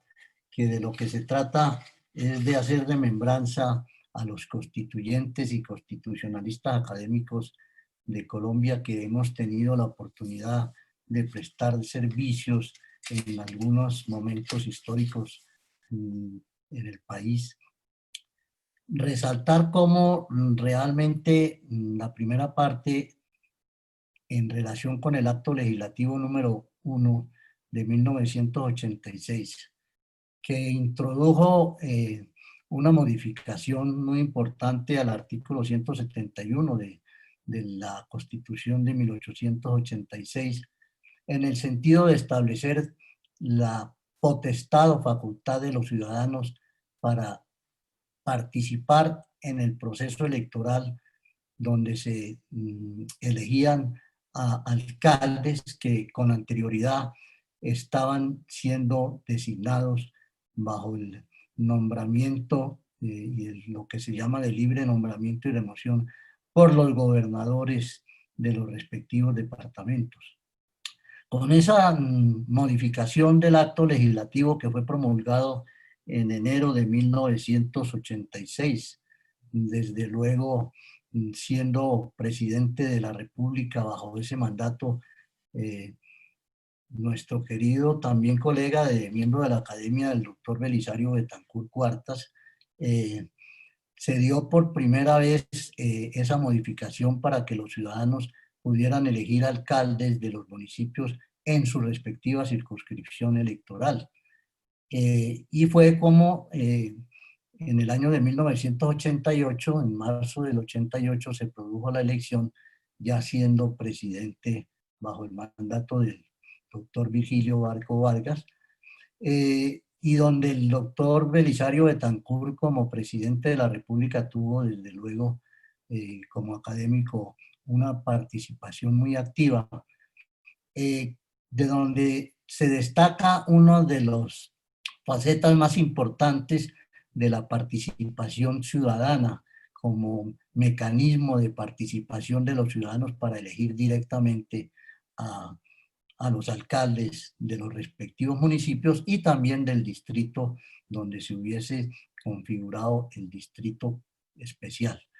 En esas condiciones, lo primero que hay que advertir es que realmente se dieron unos pasos importantes para lo que es el principio de participación democrática y de la intervención directa en los territorios por parte de los alcaldes. En ese sentido, me parece a mí que evidentemente hoy en día sigue manteniéndose ese espíritu de descentralización administrativa dentro de la autonomía regional que produjo un cambio de la centralización a la descentralización con la elección popular de alcaldes. Yo no voy a desconocer, como todos también lo sabemos, que eso, como lo decía en alguna ocasión algunas personas constituyentes, como realmente, si bien es cierto que por un lado existe ese grado de participación de la autonomía regional, ha tenido ciertos resquemores en el sentido de que se ha afianzado también en algunas regiones el clientelismo político, la corrupción en el manejo de los recursos públicos y algunos antecedentes que critican mucho realmente el hecho de que los alcaldes sean unas personas que han convalidado nefastos antecedentes para la historia república del país. Pero la verdad es que no hay duda de que fue un principio de ampliación de la democracia participativa de los ciudadanos dentro de un modelo y un escenario importante de participación política. Eso se produjo a raíz de la promulgación del acto legislativo número 1 de 1986, cuyos balances la historia ha demostrado algunas partes, unas facetas positivas. Hemos visto casos como en mi región, por ejemplo, en la ciudad de Cartagena, hemos tenido alcaldes cuestionados en forma bastante consecutiva. En menos de 2 años ha habido 9 alcaldes, de manera que eso no se compadece, y eso que en el 86 el periodo de los alcaldes estaba establecido en 2, después se amplió a 3 y posteriormente a 4 años. Eso es lo que yo puedo indicar, y también resaltar la participación del académico y presidente de la República, el doctor Belisario Betancur Cuartas. La otra parte que me corresponde, dada la síntesis que tengo que hacer apretada, es lo relativo a la reforma constitucional de 1991. Y quiero comenzar por manifestar que, como desde luego lo afirmaba en esa ocasión el presidente de la República de la época, el doctor César Gaviria Trujillo, la Constitución de 1991 no marcó el final de un proceso de reforma, sino el comienzo de un capítulo de nuestra historia republicana con un nuevo modelo de Estado social de derecho y de democracia participativa de los ciudadanos dentro de una concepción claramente pluralista. Como le recordaba la doctora Sandra, desde luego nuestra Constitución parte del principio según el cual Colombia es un Estado social de derecho, con los antecedentes que aquí se han relatado. Y vale la pena destacar cómo la Constitución del 91 fue integrada también dentro del principio del pluralismo por distintos movimientos políticos, comenzando porque la presidencia de la Asamblea Constitucional o Asamblea Constituyente fue tripartita, como todos sabemos, presidida por los doctores Álvaro Gómez Hurtado, Horacio Serpa Uribe y Antonio Navarro Wolf, representantes de distintos movimientos que participaron en el diseño de la Constitución de 1991. Y yo llamo de participación porque existieron numerosos movimientos que fueron elegidos para realizar y diseñar la Constitución. Estuvo el Partido Liberal, el Partido Social Conservador, el Movimiento de Salvación Nacional, presidido por también el presidente de la constituyente, el doctor Álvaro Gómez Hurtado, que eligió 10 constituyentes, el Pastrana Borrero, evangélicos, indígenas, cristianos, la alianza del movimiento Alianza Democrática M19, con 19 constituyentes que fueron elegidos. Los liberales, que no hicimos una sola lista bandera que incluso había pregonado el presidente López Michelsen, pero que después, como decía nuestro ilustre y desaparecido profesor y también el doctor Alfonso Palacio Rudas, íbamos cada uno remando dentro de las aspiraciones y las candidaturas correspondientes para la Constitución. Pero nunca fue un debate democrático, no se puede decir que hubo pugnas, sino concertaciones, no todo fue por unanimidad, desde luego hubo mayorías y imperó un sentido abiertamente democrático dentro de las convicciones personales de las personas que tuvieron oportunidad de participar. Aquí han resaltado, yo agradezco mucho el homenaje que se nos ha brindado al doctor Juan Carlos Guerra, distinguido colega y amigo, y a mí como constituyentes del 91, pero que fuimos, y en nuestro carácter también académicos, pero sería necio no mencionar otros que también fueron o son miembros de la Academia Colombiana de Jurisprudencia y fueron constituyentes. Por ejemplo, el doctor Diego Uribe Vargas, desde luego, fue miembro de la comisión primera, eran 5 comisiones para las sesiones que se llevaron a cabo en la Asamblea Constitucional. El doctor Diego Uribe Vargas era miembro de la comisión primera, con el doctor Juan Carlos Esguerra, también académico en la comisión primera que se encargaba de los asuntos de los derechos fundamentales, de los principios y libertades individuales. El doctor Fernando Carrillo Flores, actualmente Procurador General de la Nación, fue presidente y miembro de la Comisión de Justicia, donde también participó el doctor Álvaro Gómez Hurtado. Quiero citar también al doctor Carlos Daniel Abello Roca, paisano, él de Barranquilla, yo de Cartagena, pero también hizo parte con el doctor Fernando Carrillo de la Comisión Cuarta de la Asamblea Constitucional. Y también el doctor Álvaro Echeverri Uruburu. El doctor Álvaro fue mi colega Echeverri en la Comisión Tercera, que era que se estableció en relación con la estructura del Estado las relaciones y tratados internacionales y algo muy importante, la integración de la fuerza pública que se diseñó en la Constitución de 1991, con la policía, el ejército, la armada y todos los estamentos que integran la fuerza pública. Y aunque no fue constituyente, sí quiero resaltar, porque fue académico y yo tuve el honor de postularlo para el Congresito. Ustedes saben muy bien cómo, cuando terminamos nuestras sesiones en julio, en un artículo transitorio se estableció la creación de lo que suele en el adagio popular denominarse el Congresito, para desarrollar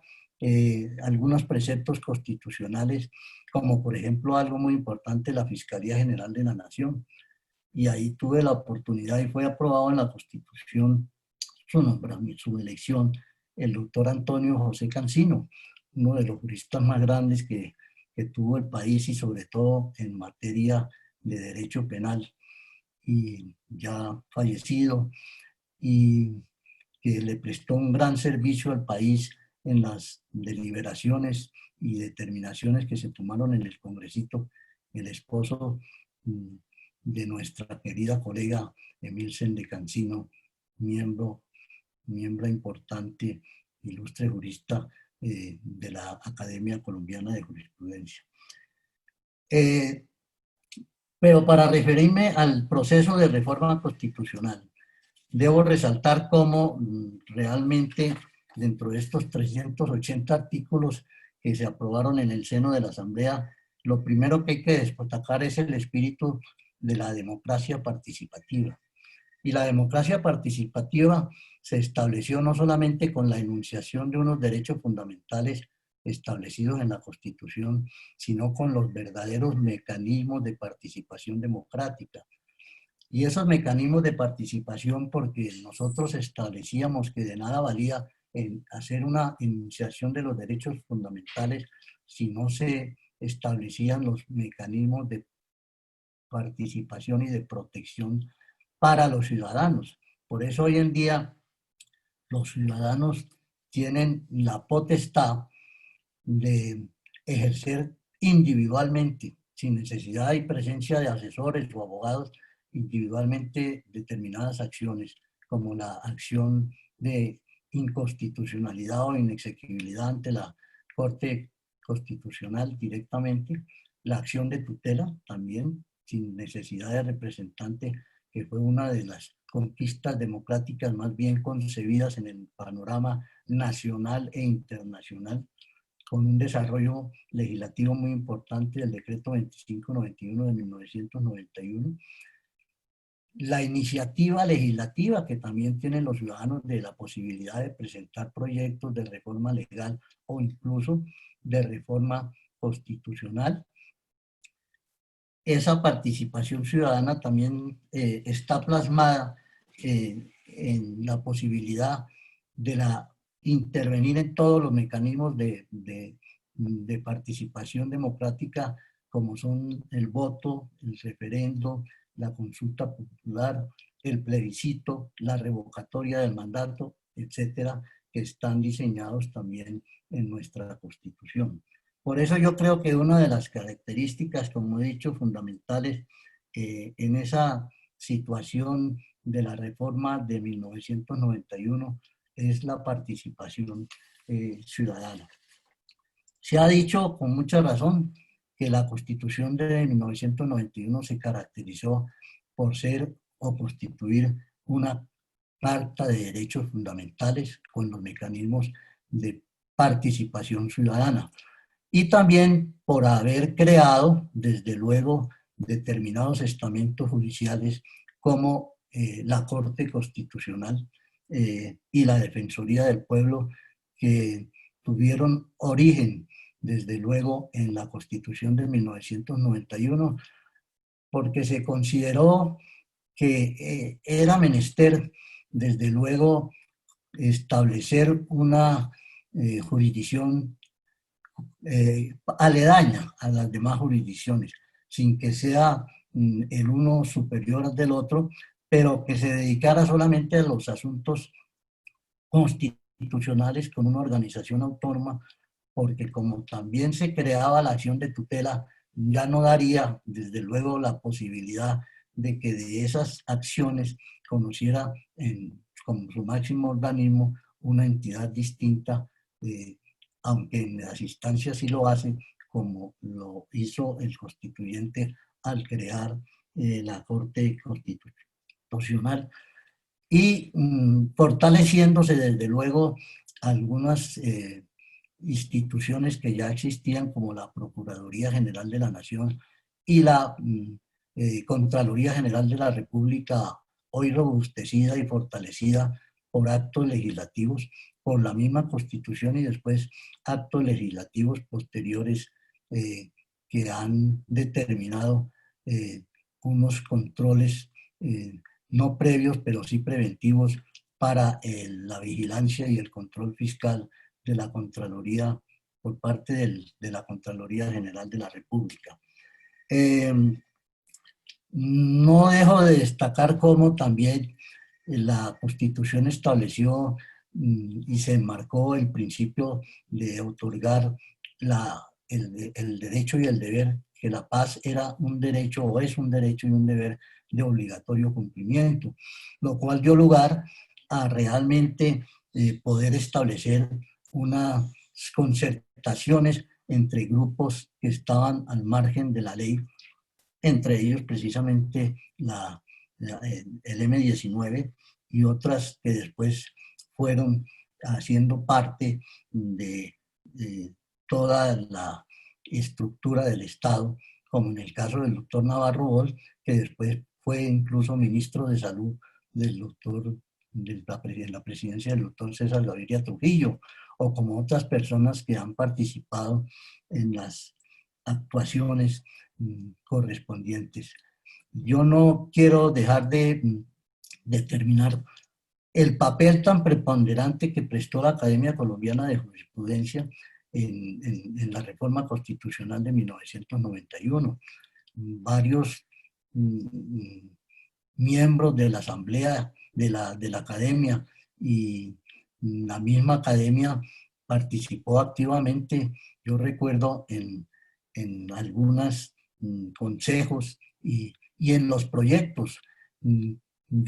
Cada uno de los constituyentes presentamos proyectos de reforma constitucional y tuve la oportunidad de conversar, como lo hizo Juan Carlos Esguerra y Álvaro Echeverri,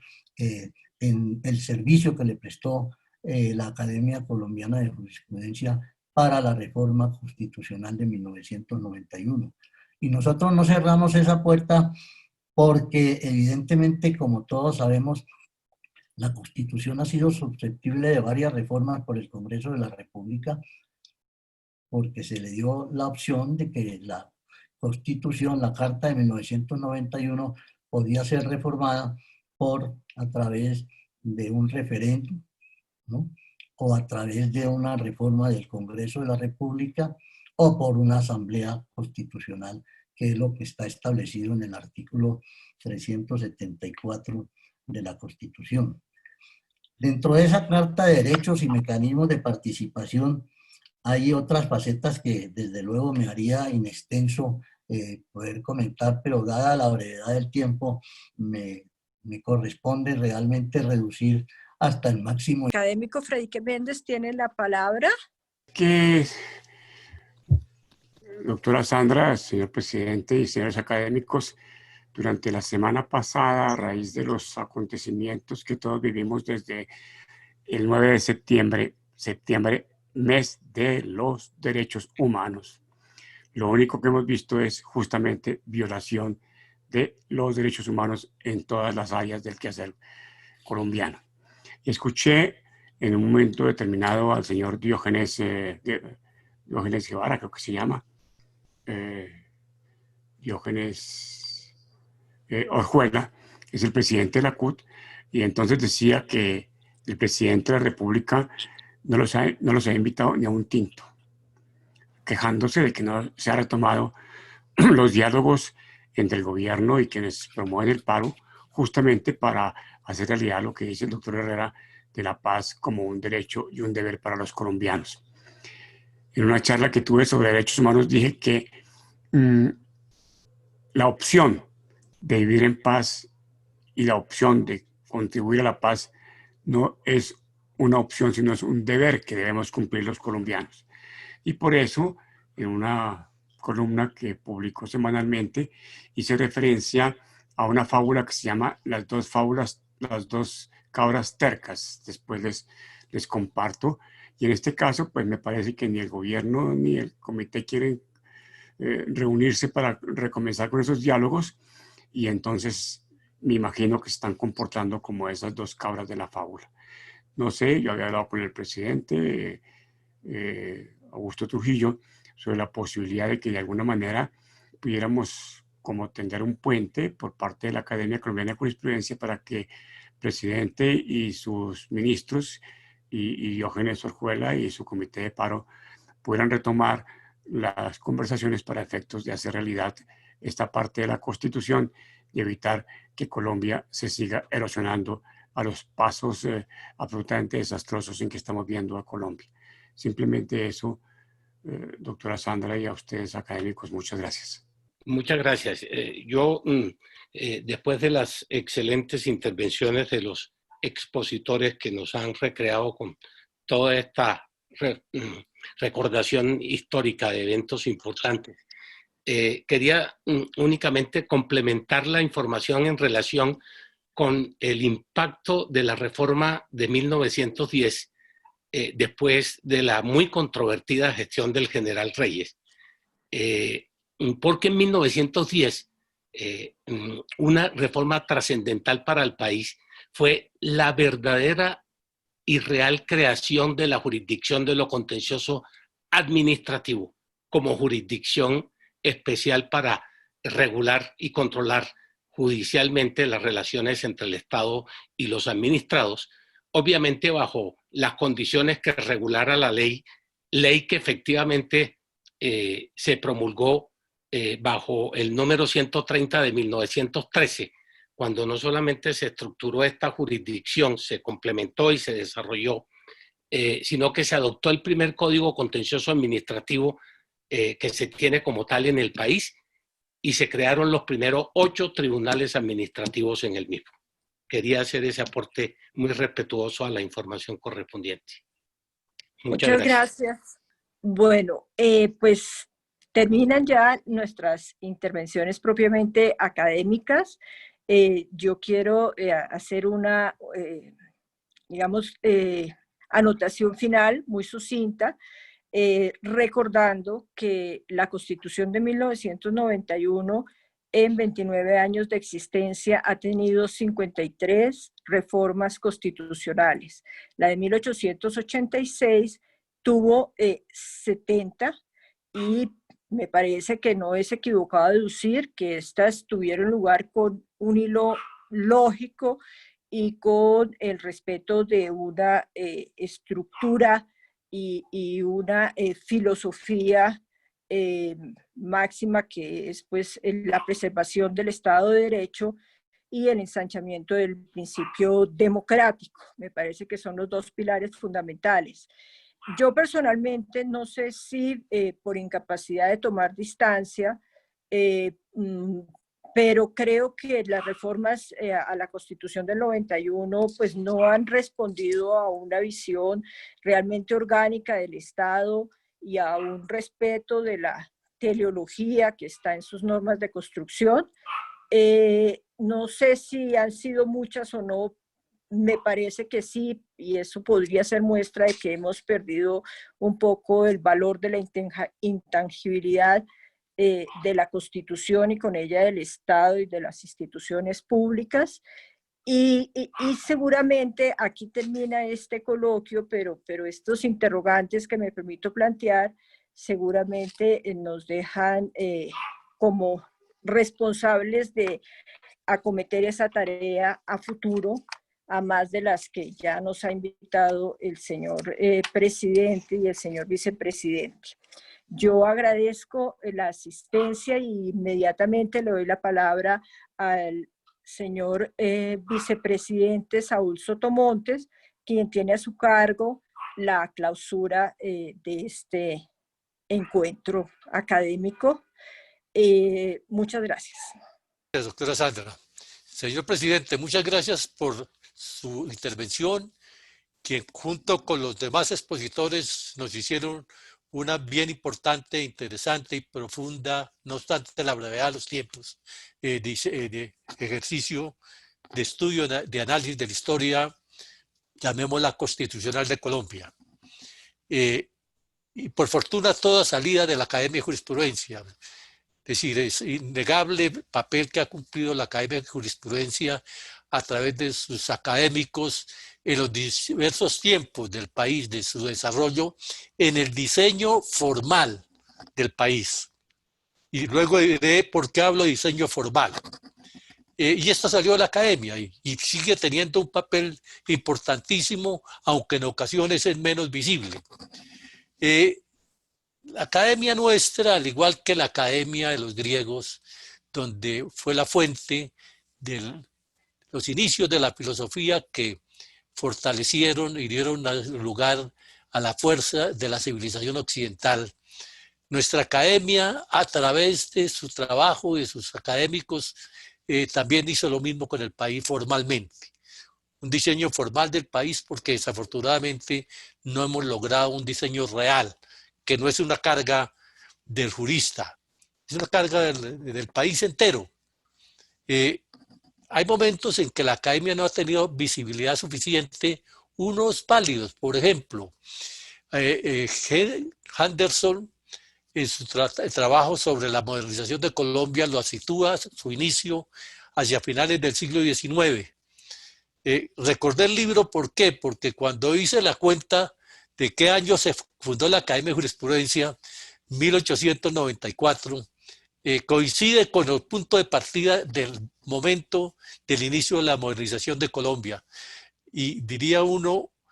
¿y en qué consiste ese inicio de esa modernización de Colombia? Aparece una nueva clase dirigente, con otra mentalidad. El país venía en una república señorial que quedó después de la independencia, república señorial donde la clase dirigente era propietario de tierra y que tenía acceso a la formación profesional, pues estudiaba derecho, era el país de los abogados. Entonces, a esa clase dirigente, los propietarios de la tierra y a los abogados les correspondió construir los inicios de este país, de este Estado colombiano. Pero durante todo el siglo XIX el país estaba enclaustrado en una economía semifeudal, una economía totalmente señorial, pero apareció una nueva clase, particularmente en Antioquia.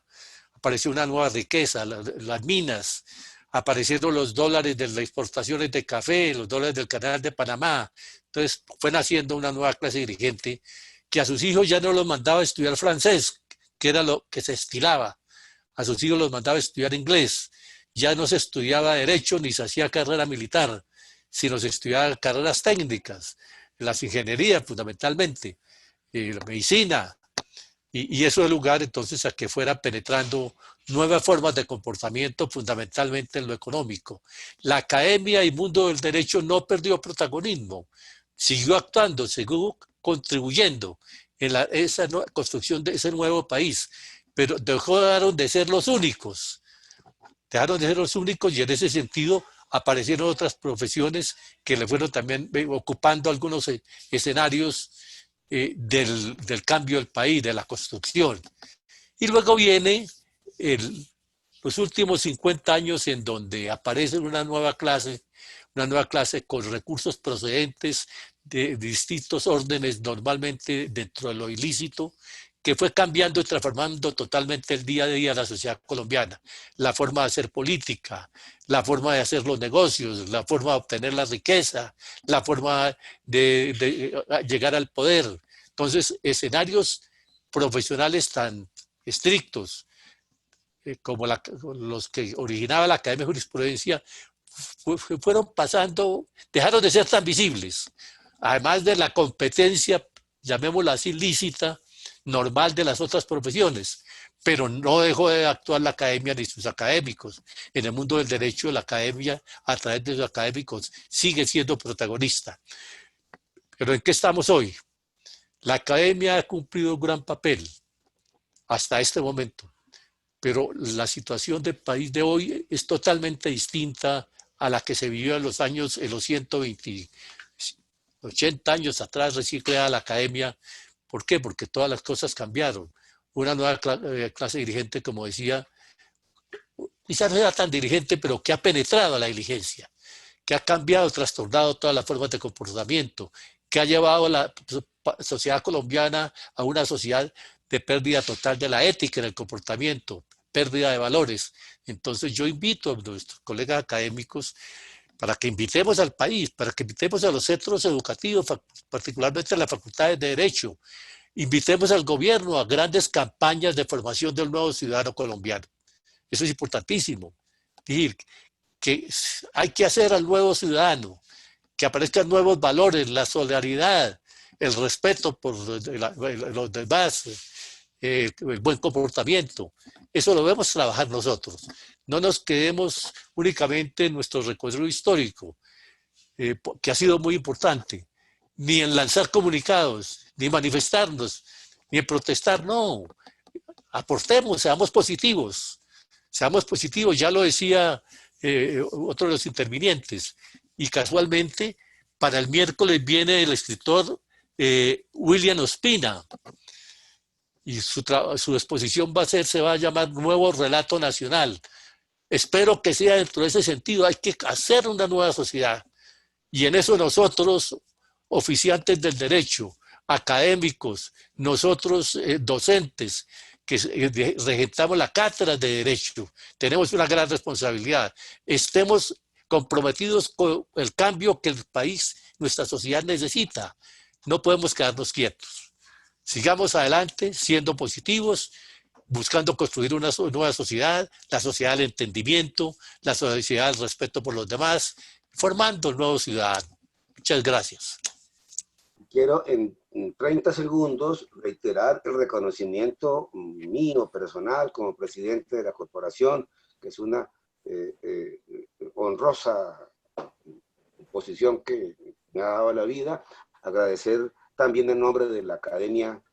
de la comisión de la mesa, y reiterar que dentro de 2 días, el miércoles, como lo anunció el doctor Sotomonte, vamos a tener la conferencia del escritor William Ospina, a quien seguramente todos conocemos. Es un hombre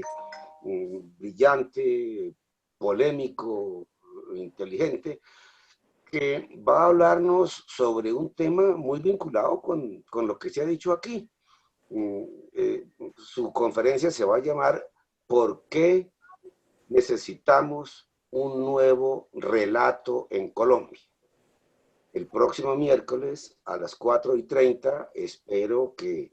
contemos con la asistencia de ustedes, y yo le he pedido al escritor William Ospina que después de su intervención, que no será muy larga, haya un periodo, un tiempo más o menos similar al que él ocupa en su conferencia para debate, para comentario, para pregunta de los asistentes, porque me parece que la reflexión que puede estar contenida en esa pregunta que él no formula como pregunta, sino como afirmación, ¿por qué necesitamos un nuevo relato en Colombia?